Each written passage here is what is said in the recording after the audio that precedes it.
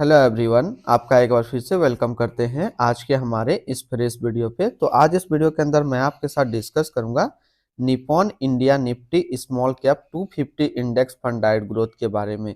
इसमें मैं आपसे डिस्कस करूंगा कि Nippon India Nifty small cap 250 index fund diet growth ने पिछले 1 साल, 3 साल, 5 साल के अंदर क्या रिटर्न दिया है। साथ ही साथ हम लोग बात करेंगे कि Nippon India Nifty small cap 250 index fund diet growth का फंडामेंटल क्या है, क्या इसके अंदर इन्वेस्टमेंट करना सेफ रहेगा, इसके अंदर कौन कौन सा स्टॉक लिस्टेड है।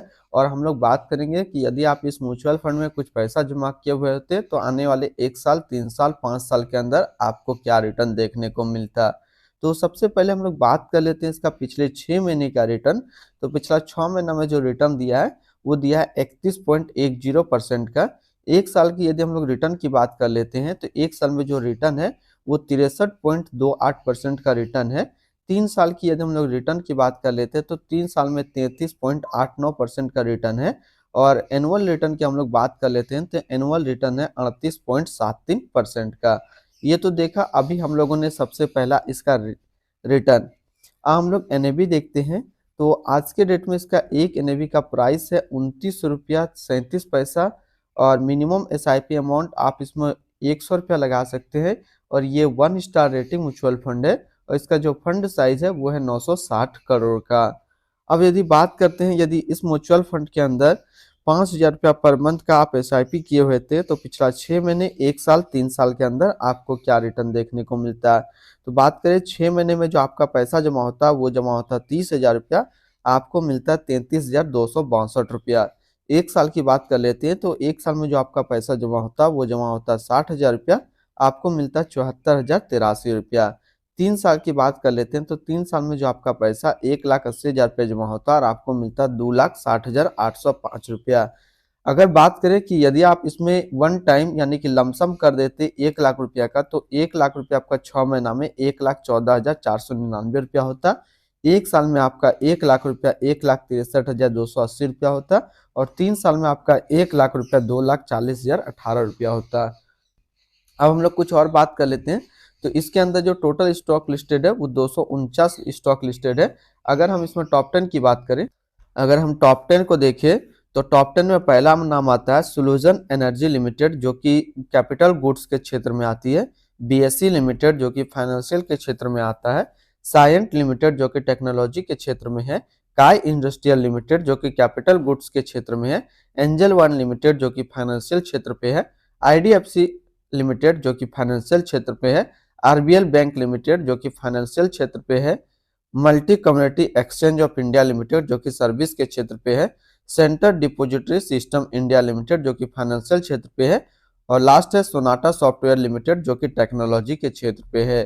तो ये अभी हम लोगों ने देखा इसका टॉप 10 स्टॉक। ऐसे इस म्यूचुअल फंड के अंदर जो टोटल स्टॉक लिस्टेड है वो 249 स्टॉक लिस्टेड है। अब हम लोग इसकी होल्डिंग एनालिसिस की बात कर लेते हैं। तो इक्विटी पे है 100% 960 करोड़ रुपया। अब यदि इक्विटी सेक्टर वाइज देखें तो फाइनेंशियल पे है 20%, अदर पे है 17.8%, कैपिटल गुड्स पे है 13.3%, सर्विस पे है 11.3%, हेल्थ केयर पे है 10%, कंस्ट्रक्शन के क्षेत्र पे है 7.9%, टेक्नोलॉजी पे है 7.2%, केमिकल पे है 6.8%, कंज्यूमर स्टेल्स पे है 5.7%। अब हम लोग इसकी मिनिमम इन्वेस्टमेंट अमाउंट की बात कर लेते हैं। यदि आप फर्स्ट टाइम मिनिमम इन्वेस्टमेंट इससे 100 रुपया से स्टार्ट कर सकते हैं। सेकेंड टाइम इन्वेस्टमेंट भी आप 100 रुपया से स्टार्ट कर सकते हैं। मिनिमम एसआईपी इसमें 100 रुपया सेट किया गया है। अब हम लोग रिटर्न रैंकिंग की बात कर लेते हैं। तो 6 महीने का जो है डाटा अभी अवेलेबल नहीं है। बात करते हैं हम लोग 1 साल का जो रिटर्न है वो 63.3 है, 3 साल में 33.9 है और एनुअल 38.7 है। रिटर्न रैंकिंग कैटेगरी पे देखिए, सॉरी कैटेगरी, यदि इस कैटेगरी का एवरेज हम लोग रिटर्न देखते हैं तो 1 साल में 52.6% है, 3 साल में 33.5% है। और रिटर्न रैंकिंग कैटेगरी पे देखते हैं तो 1 साल में 12वें नंबर पे रैंक करता है और 3 साल में ये 15वें नंबर पे रैंक करता है।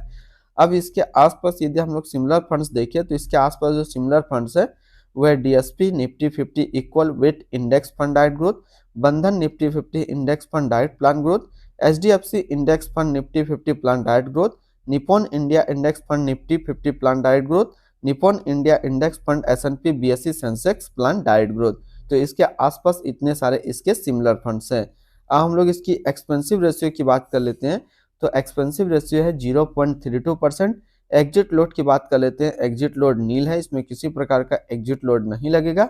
स्टम्प ड्यूटी की बात कर लेते हैं तो स्टम्प ड्यूटी है 0.005%। अब हम लोग इसकी फंड मैनेजर की बात कर लेते हैं। तो इसका जो फंड मैनेजर है वो हिमांशु है, जो कि दिसंबर 2023 से प्रेजेंट है। नेक्स्ट हम लोग देखते हैं इसकी fund house and investment object के ऊपर। तो ये टोटल म्यूचुअल फंड के अंदर, टोटल असिस्ट के अंदर इंडिया पे 6 नंबर पे रैंक करता है। ये जो म्यूचुअल फंड स्टार्ट हुआ था, ये स्टार्ट हुआ था 30 जून 1995 को। इसका टोटल असिस्ट अंडर मैनेजमेंट है 3,96,875 करोड़ का। अब इसके बारे में कुछ बेसिक नॉलेज और हम लोग देखते हैं। तो Nippon India Nifty small cap 250 index fund direct growth, जो कि लॉन्च किया गया था निप्पॉन इंडिया म्यूचुअल फंड की तरफ से।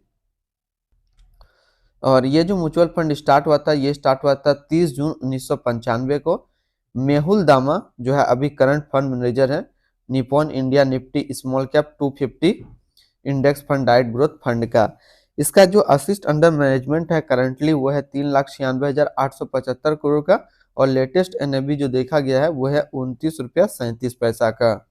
तो Nippon India small cap fund जो है very high risk mutual fund है। मिनिमम एसआईपी अमाउंट इसमें 100 रुपया का सेट किया गया है और मिनिमम लमसम इन्वेस्टमेंट भी इसमें 100 रुपया है। तो आज इस वीडियो के अंदर मैंने आपके साथ डिस्कस किया निप्पॉन इंडिया